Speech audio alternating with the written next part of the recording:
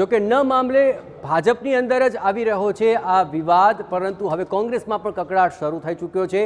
કોંગ્રેસની અંદર પણ હવે ગણગણાટ શરૂ થયો। આ ચૂંટણીના માહોલની અંદર કોંગ્રેસની અંદર પણ હવે આંતરિક બાબતોને લઈને ચાલી રહ્યો છે વિવાદ। આપણે જણાવીએ કે કોંગ્રેસ મહામંત્રી અમિત ગોટીકરે મોટો આક્ષેપ કર્યો છે કે વડોદરા કોંગ્રેસમાં સંગઠનમાં કોઈને કામ નથી કરવા દેવામાં આવતું। કોંગ્રેસની નેતાગીરીને લઈને વડોદરા બેઠક જીતી શકીશું તેવો વિશ્વાસ નથી અને લોકસભા ટિકિટ એવાને આપજો જે મૃતપાય કોંગ્રેસની અંદર જાન ફૂંકી શકે। સાથોસાથ કોંગ્રેસના પૂર્વ કોર્પોરેટરના પતિએ લખ્યું, મધ્ય ગુજરાત કોંગ્રેસ પ્રભારી ઉષા નાયડુને હટાવો।